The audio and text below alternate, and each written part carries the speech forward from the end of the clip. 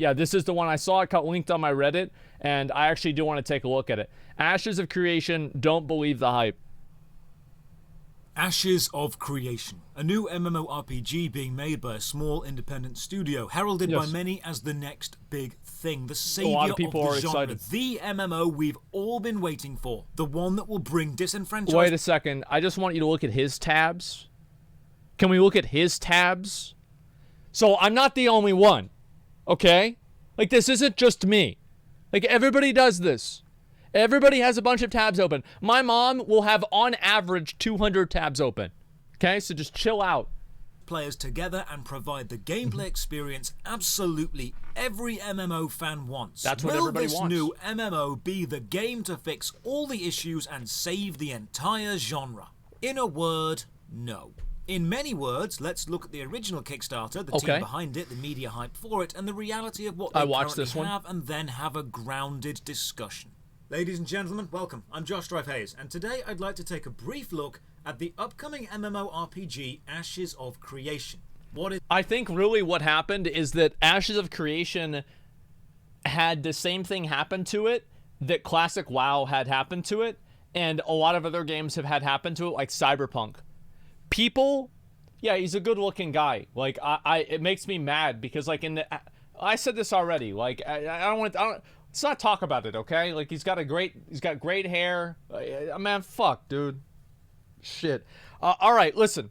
All I'm really trying to say is that every single game that comes out and gets hyped up to this unreal level is never going to meet the hype that people set for it. It doesn't matter. People will think that Classic WoW is a great game, but it's not the greatest game ever that changes the life and reinvigorates people's enthusiasm for MMOs and reshapes society. So for many people, the expectations are not met. People create expectations that are so high that it's unrealistic that anybody or anything could meet them. And this happened with Classic WoW, it happened with Cyberpunk, and it's happening with Ashes of Creation. The fact is that, yes, obviously, I'm excited for Ashes of Creation. I'm hyped up about Ashes of Creation. Do I just automatically think it's going to be a great game? No. Why would I think that? I haven't played it. But I think that based off of what Steven's talked about with it, what they've done in the videos, it looks good. And so I'm hopeful, but I'm not going to say it's going to change the world. And I think the problem is that you have some people, like I see comments, man, Ashes of Creation is our last hope. Man, dude, Ashes is gonna... Dude, I can't wait until Asmongold quits WoW. Whenever Ashes comes out, he's never gonna play WoW again. And, like, all these people, they have, like, these... It's just, like... It's like these are the same people. These are the same fucking people that goof on kids for spending $280 on a pair of sneakers, but they're sitting around simping for a game that they've never even played. What the fuck? Stop being a hype beast. Just get excited about things that you see. Get excited about things that you know, but not things like hypotheticals. That's a hypothetical. It's different. It's not, though. It's not. Like, it is, it's different and it's not. Of course, there are no two situations that are exactly the same. The point of what I'm saying is that don't get hyped up about shit that you haven't actually really seen. That's all I'm really trying to say. Half the Ashes of Creation hype is because of you? Good! I think people should be hyped up for the game. They should be excited, but they shouldn't think that it's going to change the world. They should be excited. They see a guy investing his own fucking money, trying to get invested into a game, trying to make a good game, it seems, and I'm positive about that. Let's watch the rest of the video, okay? We'll see what this guy says. Maybe he's got a different opinion. You're going to look so silly whenever you quit WoW for Ashes. All right, let's go. Is it, who's making it, and the insane levels of hype that have been generated around it. What we can come to expect from this game, and then what players are actually expecting from this game. Yeah. I believe that the insane levels of hype that have been generated around this MMORPG is probably the single most damaging element currently out there for this game. Yes, thank you. Thank you. That is exactly what I was fucking saying. That is exactly what I was saying. Is because the reason for that, here's why it's bad. Turn it up? Sure. I'm going to turn it up, and then I'll go back 10 seconds just so you guys can hear what he said. believe that the insane levels of hype that have been generated around this MMORPG is probably the single most damaging element currently out there for this game. That's exactly true. And the reason why it's bad is because anybody who will bring up legitimate criticism for the game will be downvoted by people who are just blindly supporting it because they're that desperate to have a good MMO. That's why it's bad. That's exactly why it's bad. Cyberpunk is an example. Stopped every 10 seconds. Listen, whenever I watch a video, this is a 22-minute video. This is going to be a long video, okay? It's going to take a while. Stop pausing. Too fucking bad. If it's annoying you, you should have watched the video whenever it came out, bitch. And another thing. Too bad. Is way. It is what it is. You know, I'll tell you one thing. It is what it is. And the way that I'm going to do it, that's all there is to it. Way too high for this game, and it will ultimately end up harming it more than it helps it. I've seen people in my video comments on my YouTube videos, on my Twitch streams, in my Discord, and general people on Twitter saying... Sorry, I'm just pausing to make that guy mad again. Okay, here we go. Don't even bother playing any other MMORPGs because Ashes of Creation is going to eventually release and just blow them all out the water. People are preaching the gospel of Ashes of Creation above all else. Now, I'm not saying it's going to be a bad game at all. In fact, it's got the potential for what we've seen to be a very, very good game. Even a great game, dare I say it. But it's never, ever going to live up to the unrealistic expectations and the unrealistic levels of hype. People are hyping this up to such an unbelievable level that no matter how good it is, when it releases... it will ultimately disappoint people through no fault of its own. Exactly. Egg-fucking-exactly. Like, that's 100% what it's going to be. Listen, guys, just play the fucking game and chill out. Like, give feedback. You don't like something about it, say it. If you do, say it. It is what it is. Just chill the fuck out, man. That's all you need to worry about. I don't know. Like, it's the first time I see you agreeing with somebody. Well, no, I agree with people all the time. What do you mean? I agree all the time with videos, yeah. Before we begin, consider dropping a like on the video or subscribing to the channel for more MMO stuff. Ring the bell so you don't miss a single future video. As always, a huge thank you to my supporters on Patreon and Twitch who make all my content possible. More on how you can support at the end. Right, let's begin. Ashes of Creation is a new MMORPG described on its website as an experience where everything is permanently impacted by your actions. Explore, trade, build, and let the world take form. From your imagination through your will and into everyone's reality, what you create will be the cornerstone of the next explorer's ambition. So straight away, we've got some bold claims of interaction and player creation within a permanent shared overworld. This system has been seen before in more hardcore MMOs like Mortal Online or Life is Feudal, where players can place buildings or shared crafting items, so this is possible. It's also often used in survival games where player-created structures are often the focus of PvP gameplay, so we'll look at this more later. Ashes of Creation is being made by Intrepid Studios. Over on their company website, we can see some quotes from the media about Ashes of Creation, with PC Gamer calling it the most anticipated MMORPG, That's true. MMORPG.com labeling it as Kickstarter's most successful MMO. Well, I mean, there's been a lot of... Has there ever been an MMO that was made on Kickstarter that actually got released? Or has every single MMO ended up with the creator living in the Bahamas with everybody's money? Crowfall? Albion Online? I don't remember, man.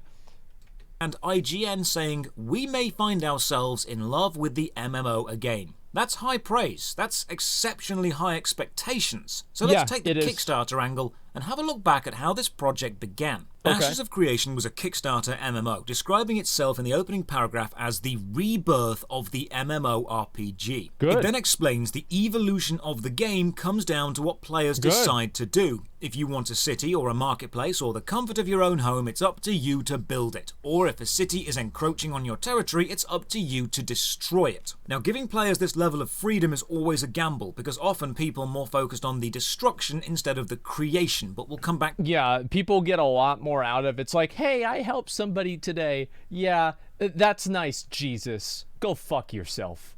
But if you're like, hey, I fucked somebody's day up for 3 hours It's like you'll remember that in 10 years. Like, man, you lying in bed thinking, man, that bitch was mad, dude.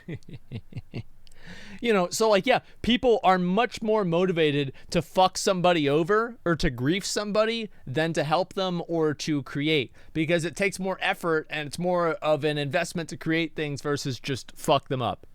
To this too. The change paragraph lists some very strange in-game weather and landscape interactions, which is cool. saying the game like will have that. quiet autumns and devastating winters, or a volcano that threatens to level a city. I'm excited but then for adds that. On one server, the volcano may never erupt. On another, the devastating winter may last 5 cycles, or with the help of a few heroes. The reason if it would last 5 cycles is if you don't pay your carbon tax and you don't give your money to Al Gore to prevent global warming, and that way it makes it cold all the time. Maybe only one. So we're going to have in-game weather and environmental damage that won't be the same on every server. The consequences paragraph says, change for change's sake means nothing without consequences. True. And then explains, when a player makes a choice in a quest, that choice cannot be undone. When that volcano erupts and destroys a city, the landscape is forever altered. Ending with, the world will be in flux and history will remain where it should, in the hands of the players. While this whole paragraph sounds nice, quest choices in most MMOs cannot be undone anyway, so that's not really a unique point, and the consequences angle is interesting, because having personal consequences for personal actions is great design choice, but having consequences for the actions of others can often lead to griefing. If you create a house, you have a house. So that's kind of the issue that I have with like any game that you can impact other players without their consent, is that almost every game that happens like that turns into like really, really toxic shit super fast. Like, it's just because people play those games. Here's the thing. It's people like, how do I know people are like that? It's because I'm one of them. Right? And so like anytime that you knew that you could fuck somebody else's day up, you're going to go out of your way to do that. And that's why, like, I'm usually, no, I'm a dick. I used to be a dick. Like, I'm not a dick now because I'm stream and, you know, it's like, doesn't look good if you do that, right? But I used to be a complete piece of shit. Like, everybody knows this. Again, it's not a surprise. And the point that I'm making here is that giving people the ability to grief other players will end up making the game worse, because it will alienate people who are legitimate players or just people who want to enjoy themselves in the game. And what it will end up doing is it will invite more people in who are hostile and toxic and gain enjoyment out of harassing people effectively. False, it'll create PvP. Well, the thing is, like, what kind of PvP is it whenever it's like 10 people go and they just kill you and you don't have a chance, right? And that's the kind of things that these kinds of people like doing. Griefers are enjoying themselves too. Yeah, but the difference is that like a griefer enjoys himself at the expense of another player, and other players just enjoy themselves without necessarily having to remove somebody else's enjoyment at the same time. It's not really, yeah, of course they're both having fun, but whenever you're having fun at the expense of another person, it's a net neutral effect. It's not as good. So they address this. Well, anyway, I'll go ahead and I'll find a video. I do think the guy being, Josh here, being concerned about that is completely legitimate. And anybody who think it's not didn't play Phase 2 in Classic WoW. Like, the game was literally unplayable.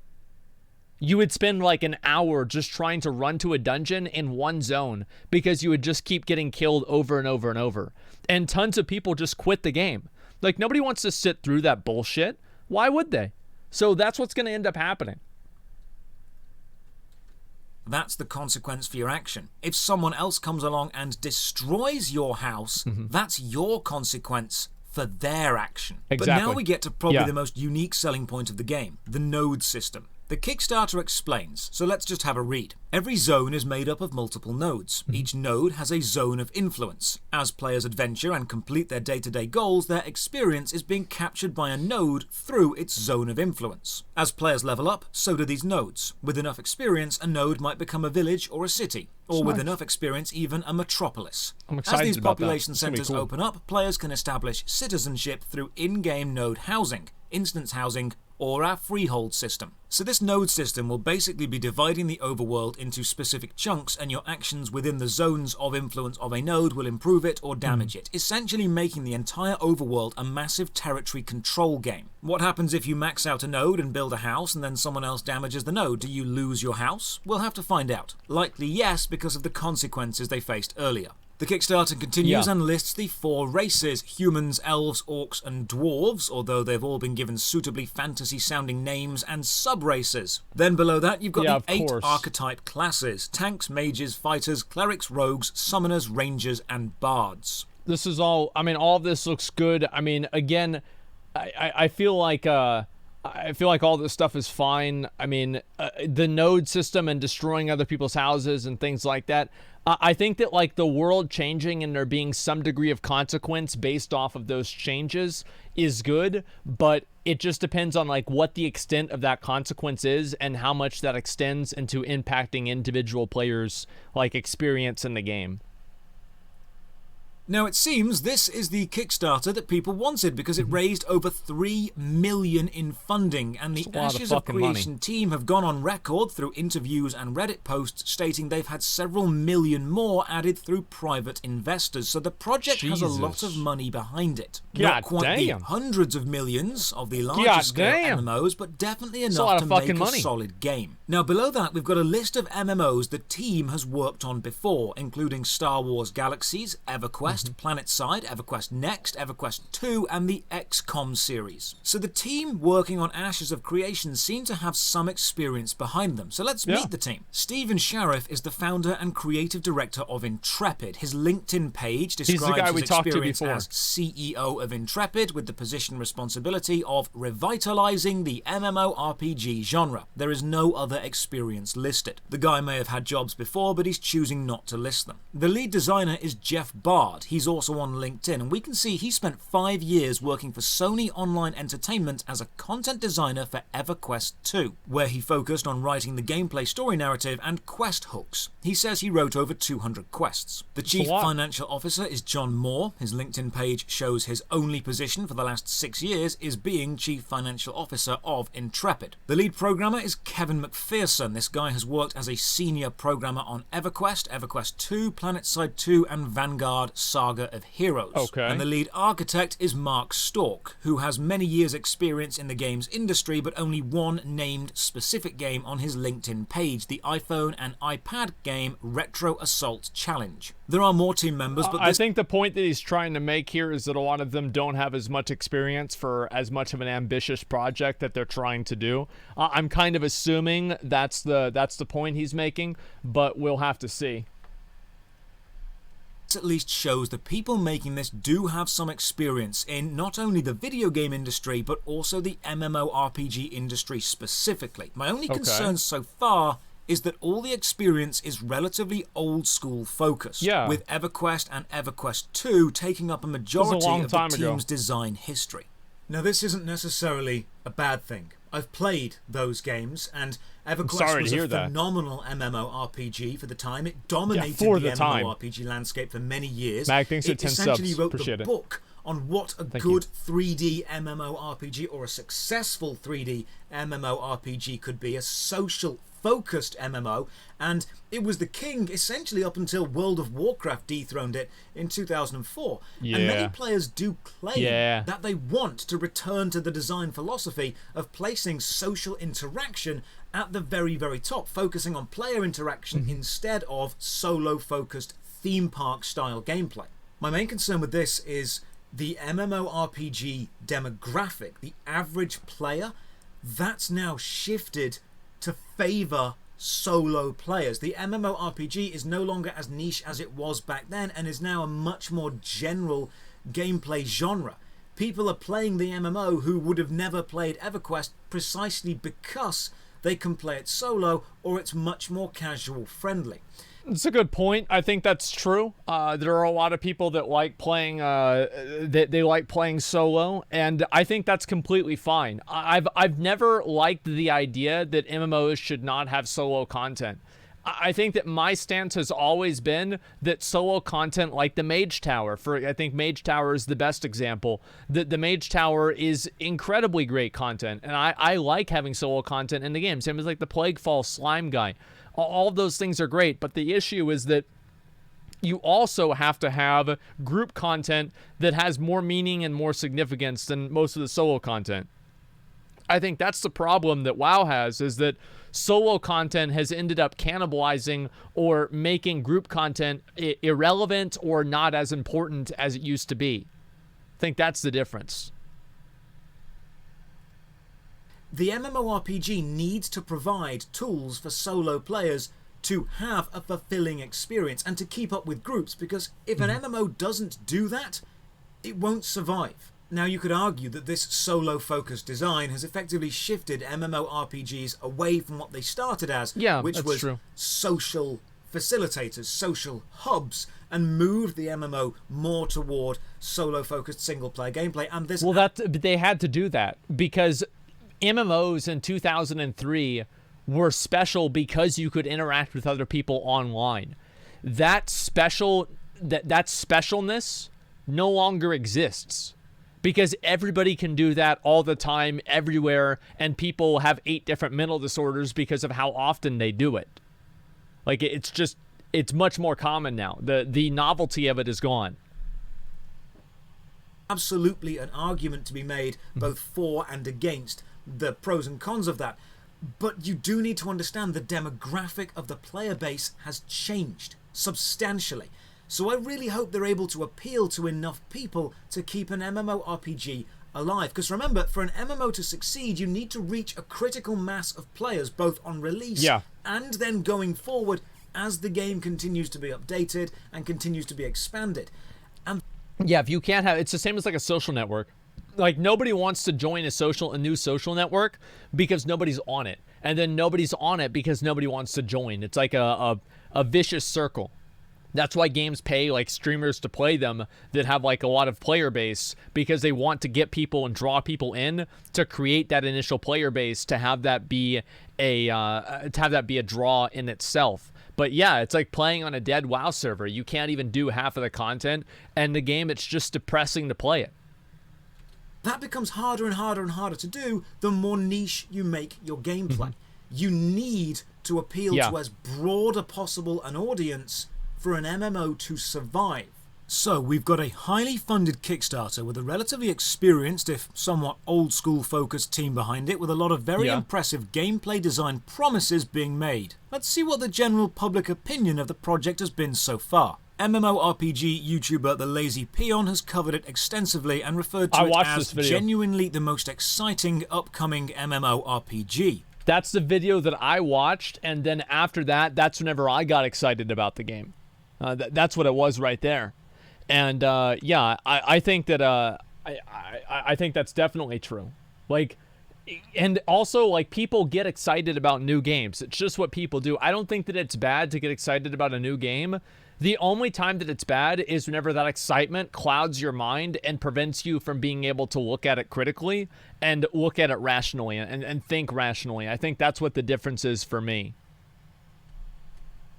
MMO YouTuber Kira TV made a video explaining how it was the hype MMORPG. Oh, look, there's a video. Hakurai made a video showing how it could revolutionize the MMORPG genre, then another calling it the MMORPG savior. And website Massively OP reported on how the community hype for the game is reaching an absolute fever pitch. So it has reached insane levels of hype and player expectations. Well, there's also another element of this, another like factor, which is YouTube algorithm.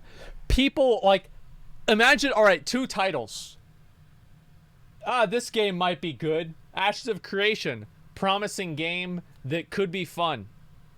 Or Ashes of Creation, the blazing phoenix reborn of the MMORPG soul to change our lives forever.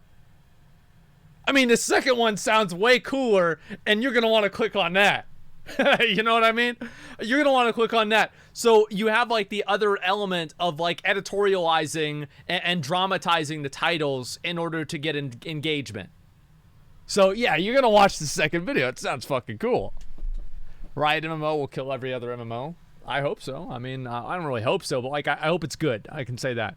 I do really hope that the Riot MMO is good. I'll be very excited to play it whenever it comes out. For this game are sky high, with many people making the bold claim it will save the MMO genre. So I have a feeling. Sorry, I don't want to pause that quick again. I guess that one guy in chat's gonna be mad right now. But I feel like people's hype for an MMO is inversely correlated with how much they know about it. So the more people know about the MMO, the less they're hyped for it. But the less they know about the MMO, oh man, that's big. That's a huge game. This one's going to change the world. And it's like the more people know, the more they're like, you know, we'll see what happens. Yeah, the mystique ceases to exist. Exactly. I guess I'll have to go against the grain somewhat and say this. Okay. Don't board the hype train, because it never stops where you think it's going to stop. I'm not saying Ashes of Creation isn't going to be good. It could be good. It could be great. We'll look at some gameplay in a moment. We'll evaluate the quality of it, but it will not live up to the hype that you are building around it, no matter how good it is. If you expect something... It's because the reason why people build hype around things, it's the same as like Classic WoW. People build so much hype around the game, and the reason why they're looking to recapture a feeling that they used to have. So they're looking to recapture a feeling of you know, that feeling of newness, that feeling of being a new player in a strange world. Me, yeah, I feel that way too, right? I always want to be able to have that experience again. Who wouldn't? It was incredible. I loved it. But the fact is that that's so circumstantial to your life that you can't experience it again. So it's literally impossible for these games to simulate the same experience that these people want it to. Because the reason why those people had their experience is like a one-time thing. Yeah, you can't experience it again. Exactly. It's like going to high school. Like, you can go to high school again. Don't do that, by the way. I heard the cops will be there. And it's a big thing. But, you know, if you let's say you could go back in time and fucking, you know, go back and you're 15 again and you're in high school, it would not be the same experience that you had the first time. Because you have all this other knowledge, you have this, like, perspective in your life, and it's just completely different. And that's the truth. And it's the same thing with Classic WoW. Like, I can go back and I can remind myself of what it was like the first time, but it's all circumstantial and in the context of what the first time was like. You see what I'm saying? Never gonna be 15 again? No, trust me, I don't like that either. It sucks. To be a 5 out of 10, and it releases and it's an 8 out of 10. Yeah. You're pleasantly surprised. It did better than you expected it to do. It surpassed your expectations. Yeah. But if you expect something to be a 10 out of 10, and it releases as a 9 out of 10, despite the fact it's actually objectively better than 8 out of 10, you are garbage. Then we got scammed. Ashes of scammed. It's actually better. You're disappointed because it didn't match your expectations of being perfect. Despite being the better game, you are unhappy. That's because right. you overhyped what it was going to be in your own mind. If Ashes of Creation releases and it's an 8 out... It's like if somebody says they're going to bring you... if somebody comes home and they bring you one taco, and it's like, awesome, this guy just brought me a taco. But if somebody says they're going to bring you home 3 tacos, and it turns out they only brought home 2 because they ate the third one, then you're disappointed. It's a matter of perspective and building expectations. Liar. True. Out of 10 or a 9 out of 10 on anyone's scale, fantastic. Yeah. It'll be an extremely good MMORPG. I'm excited to play it. The issue we're seeing now, and the issue that's being created by the players, is everyone's expecting it to be this unrivaled 11 out of 10 masterpiece, a single shining beacon in the MMORPG Real. landscape. True and real. And anything less than perfection is going to be seen as unacceptable. Yeah. And this is just not a believable or a safe place for a game to be in before it even releases. Let's have a look at some gameplay. IGN has a video featuring pre-alpha gameplay from 2018, so if we start here, we can compare changes with more up-to-date footage. We see a Excuse me. Yeah, I think that's definitely true. And overall, I've always said that make sure that you do things in context. Make sure that you look at things like it's not bad to have high expectations for something, but it's important to recognize and be aware of those expectations and not let those expectations distort reality. Standard third-person camera, health and mana of the player to the bottom left, abilities listed in hotkeys along the bottom, enemy health when in combat shown to the top of the screen with no minimap visible. Graphically it looks fine. High polygon count, nice explosions and water effects, particle effects on display as earth magic spells are cast. The video shows a standard, high-quality third-person action game. Over on the Ashes of Creation YouTube channel, we've got a developer Q&A with some more recent but still alpha gameplay footage. The video is an hour long, so I watched it, and here's the highlights. 16 minutes in, we see some lovely lighting and particle effects with the blue swirling vortex. 17 minutes in, we get a look at some mounts, with all the devs riding a two-tailed, black-furred fox-like thing. 26 minutes in, we see group combat. Lovely particle effects. The enemy uses an AoE, which briefly shows a red circle on the floor, and players can dodge out the way. The enemy drops some loot, and players can roll need or greed on it. The rest of the video is standard third-person group content and some nice environmental design ideas. But I think like that environmental design, like you look at that picture, that looks like a game that you want to be part of. Like, to me at least, I think it does look really nice. Yeah, it does look... Would you play an MMO with no mounts? Oh. Wow. I don't know what to say. Yeah, I really don't know what to say about that one. That's a tough fucking question, man. Yeah, I think it looks great. Like, the visuals there look great. About the node gameplay, the actual player-created aspect they've been heavily pushing, the main old-school design focus, actions and consequences, because the gameplay shown is good but nothing groundbreaking. Where is this player-controlled node system they've been relying on so heavily? While searching the official Ashes of Creation YouTube channel, the last mention of nodes I can find, specifically nodes, is 2 years ago. So I checked the Ashes of Creation subreddit, and before I could even search for the word node, I see these two threads, one explaining how the game is still years away from a full release, and one begging people not to pre-order because you know how bad pre-orders can go. Searching for node on the... I don't like the idea of pre-orders. I think pre-orders are antiquated, they should not exist anymore, and they should have died in 2010 where they belonged. The only reason that pre-orders ever existed is so GameStop would know how many copies of Halo 2 to stock, just to have a base general head count of how many people are going to buy the game on release. Now we're dealing with virtual products that are distributable to functionally every single person in the world, and there's no scarcity because it's a digital product that can be replicated infinitely. There is no reason for pre-orders to exist. Pre-orders are simply a way for companies to guarantee a sale on a game that has not been released, which I think is stupid, and I don't support that at all. I do pre-order games. I want to say I pre-ordered WoW. Yep, I've done it. I think you guys have probably pre-ordered games as well, but I think it's bullshit, and I probably should stop doing it. Yeah, I should probably, pre-download. Yeah, I guess, now they let you that's the value add that the pre-orders have, is they let you pre-download the game so you can play it 15 seconds faster on release. It's just crazy. It's a hypocrite? No, the thing is, like, everybody is hypocritical in a lot of things, right? Like, pre-orders are bad, but there are some games that I know that I'm going to play that I just pre-order anyway. Like, yeah, obviously, but I do think pre-orders are unhealthy fundamentally. Like, it's the same thing as, like, almost everybody takes part in something that they want to get rid of, but they just take part in it out of convenience. Like, that's just the truth. And if you can't understand that, you probably don't spend a whole lot of time thinking.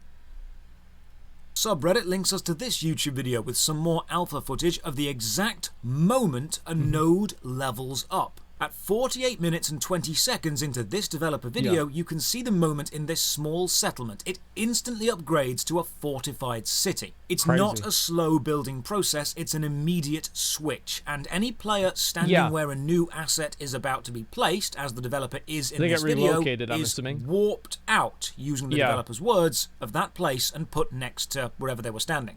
Well, I'm completely fine with that. Like, if the node system is binary, where it's like, I'm assuming it's like garrisons, right? Where, like, in your garrison, you build each different building, and you upgrade your garrison from, like, level 2 to level 3. It's just a complete change. There's no, like, oh, I build up, you know, my walls a little bit. I have to farm out some bricks, and I have to get mortar for the bricks, etc., and build these things up continuously. Like, it's just not realistic to expect something like that to happen. Now, I do think there are some circumstances where this does actually occur. And I'll give an example, is Valheim. In Valheim, you slowly build up your base, and in the nature of building up your base, you unlock different things like higher comfort levels for being able to get more rested experience, being able to craft better quality things from your crafting bench or your smithing shop or whatever the fuck it is. And you're able to do that. So Valheim actually, I think, is a great example of incremental player power progression that's visual and not just a binary change. But it's also a much smaller scale game than MMO with like hundreds of people in the area, and it's something that's like very, very small scale. So I do think that it exists. It's just maybe not realistic to expect to happen in a game like this. It's not possible in an MMO. Yeah, I just don't know if it's possible. Video is from March 2020, so we can see the node system does in theory work. It's just an immediate upgrade from rank A to rank B and an immediate graphical change. We've also got multiple YouTube channels now springing up, all dedicated to covering Ashes of Creation gameplay and class releases. I think that also, like, it's very important to understand which came first, the chicken or the egg. So these Ashes of Creation YouTube channels exist because there are people that want to watch it. So, for example, if you see a bunch of people, like, there are a lot of guys, I'm sure, they made Minecraft videos because they saw how many viewers like Tommy Innit is getting, or like one of these other Minecraft guys, and they want to get a piece of the action. So it's the reason why these YouTube channels are existing is because players are so hyped up for them and people want to consume this content. And that's, I think, a problem with just in general society, right? It's, you know, the option 2 of what I gave of the video example. People get really, really hyped up about everything. They get super hyped up about fucking everything. It is what it is. Existence of these channels is a measurement of hype. Yeah, exactly. Just channels existing is a good measurement of a healthy amount of hype. Yeah, the channels exist, but I think the people making the channels are simply responding to a demand. Now, I just wanted to make that clear. All banking on it being the next big thing and riding that wave. So where does this all leave us now? Get the viewers. We've seen proof of third-person gameplay. We've seen some nice graphics. We've seen the node system even does, in practice, work. So with all of that, and all the bold claims the game is still making about revolutionizing the genre, where are we now? If you're excited for Ashes of Creation to release, then I'm excited for you. But I also want to issue a call to reason.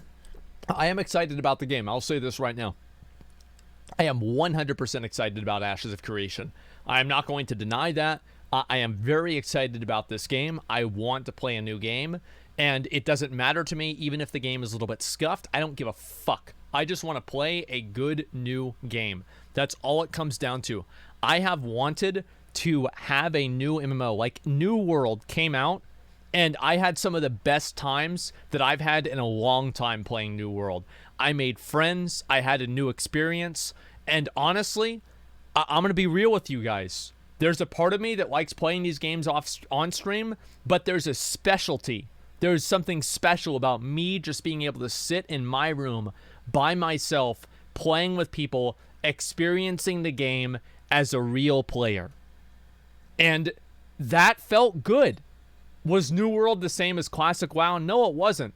but like I love the music of it. I loved a lot of things about New World. And the thing is that I am excited about Ashes of Creation because I can, just for a brief moment, remember how it felt. I'll never re-experience it, but I can remember it in a more visceral way. And I think that's what's so special about it. That's what's special about these games, is that you get to have that thing that you remember.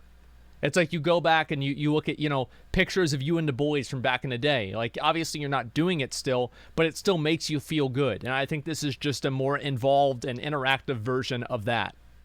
It's still early days in the development. And while Ashes of Creation is probably going to be good, if it follows player feedback and it follows a decent development schedule, it might even be great if they take their time and make the best game they possibly can. Will it be able to stand among the big five? Will it be able to stand up there with the Elder Scrolls Online or Final Fantasy XIV or RuneScape? Who knows at this moment? Here's what I'm semi-expecting with Ashes of Creation. I am semi-expecting not semi-expecting, but like I'm prepared for this, is a No Man's Sky situation.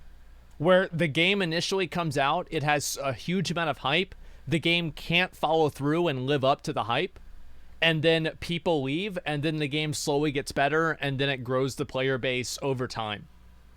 I think that seems possible. Jeff, I don't believe you guys. I don't believe you. I will watch it. I will. Can I at least finish the video? Then I'll look at the Jeff thing, okay?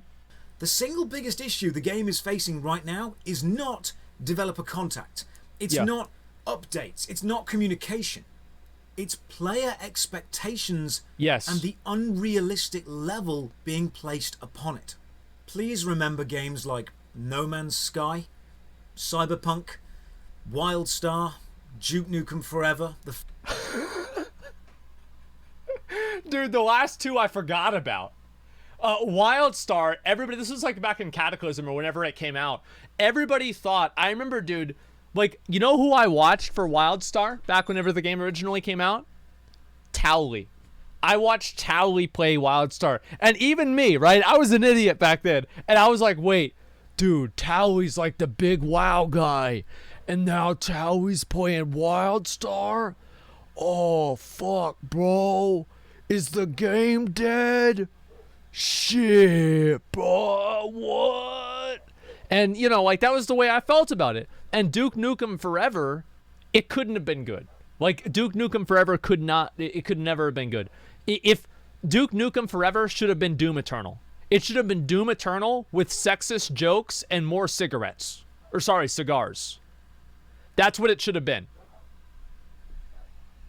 I know, fucking dogs, right? I hate those fucking dogs. So I fucking hate those dogs.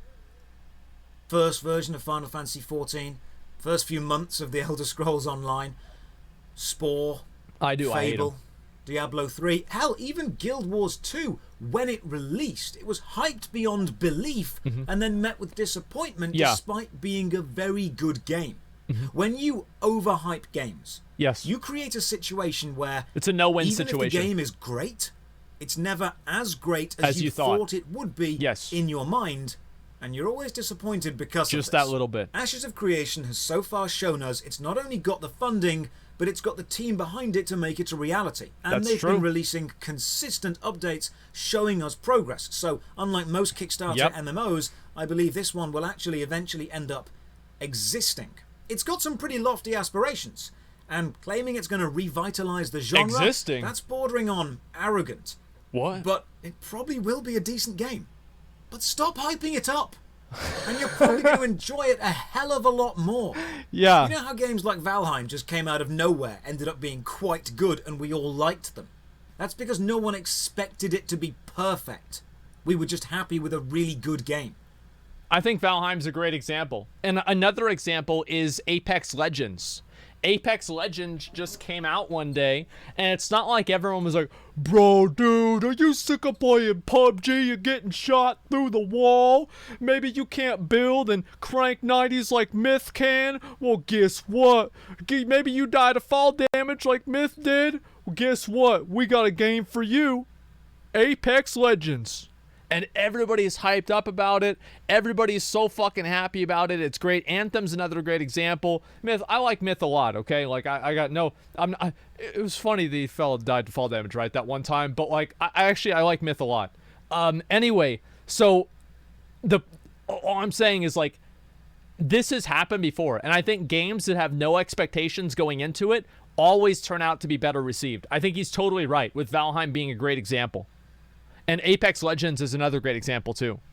Avengers game? Yeah, it didn't matter how many times they paid streamers to play the game. Nobody gave a fuck about it. If we keep expecting Ashes of Creation to be the savior, we're going to be disappointed. The player interaction that it's discussed, the building, the establishing of trade routes, the cities and the player creations, that does concern me. We've seen things like this in Albion Online, where it often means higher level players I've actually meant to play that game. PvP zones and gank the new players the moment they step into any kind of PvP territory. Yeah, that happens in Classic WoW too. Like, you've got the rogue waiting on the border with fucking... He's waiting on the border with, he's got the Hungry and Cold and fucking Kingsfall, and he's sitting there waiting on the edge of Westfall and, Duskwood, and the moment that he comes... The moment that level 23 walks across that bridge, bah, bah, bah, bah, bah, bah, and he's dead ass. And he's dead ass. That's exactly what happens. It's bad. But it's the way it goes. Oh, he is. Read Steven comments on the video. I'll look at it in a minute, okay? I'll look at the Jeff stuff afterwards. I still don't believe you guys. Like, y'all been telling me all day it's been my fucking birthday. It hasn't been my birthday, and y'all expect me to believe Jeff Kaplan left Blizzard? Get the fuck out of here. We've seen in Shroud of the Avatar how when you give players the ability to construct anything, they just make garish monstrosities in the overworld, immersion-breaking structures. Yes. And honestly, a big nothing wooden I've seen dick from the pre-alpha or the alpha footage is world-changing. It's good. We've got third-person action camera, action combat, hotkey abilities. We've got nice graphics, a good node system. They've shown it works. But nothing has shown me they'll reinvent the wheel. No, and nobody wants them to reinvent the wheel, and I think Steven knows that. I can't get over the fact that I feel like numbers in some games, like being able to see the numbers of the damage that you're doing, to me is such a core, important principle that I want to see the games have. Yeah, I want to see the games have. And... like, I'll give you some examples. I think New World did great with numbers. I think original Classic WoW did great with numbers. I think that Valheim does really great with numbers. I like the Valheim numbers as well. And Dark Souls does decent with numbers. I want to see big numbers that make me feel like I have a big dick. And if the numbers on the screen don't make you feel like your dick is longer than it actually is, then they're not that good. And I do think Ashes of Creation could definitely work on having better numbers and, like, better pop-ups. You guys meme on me for this, but I'm not wrong. What they have so far is a very solid game that sits nicely within the MMORPG framework and will absolutely find a hardcore of players when it releases. They've got a very high-quality product. But they're not revolutionizing the genre. And to think that they're going to on release is setting yourself up for a disappointment. Yeah. I'm not saying don't look forward to it. I want you to be excited for things. Hell, I'm excited for it. I'm saying approach it with grounded optimism. With a healthy skepticism toward any claim that is made. Admire it for being ambitious. Well, this is something that you could apply to everything in real life. Like, there are some people who just, bro, they get so fucking, like, they hear something and they want, I think here's what it is. People want to believe it. And because they want to believe it, they can fucking do as many mental gymnastics, double flips, back flips, contortions that they need in order to rationalize why what they want to happen is what's going to happen. That's ultimately what it comes down to, is they're going to do whatever they can to make sense out of that. I mean, you have like kind of like minor examples like this, and you have macro examples like religion. I would say I don't want to sort of chat war here, but I think there are many people who believe religion because they want to. It's because they want to. It's not because there's not an objective basis on what they believe. It's just they want it to be true. And admire it for being pretty. It looks good. I'll look at the Jeff thing afterwards, put it okay? on a pedestal yet. Not until it's been released for a few months or a few years. True. And it's settled into its actual True place and real. within the MMORPG sphere. Let it release. Let the players evaluate it and see where they think it belongs in the tier of quality. And then let it continue to have a life as long as it can sustain. Yeah, it's not going to be released for a few more years yet, and maybe it's going to be here to stay. Who knows? Hopefully it won't be another flash in the pan. But you're not helping anyone by hyping it up as the next big thing before it's even released.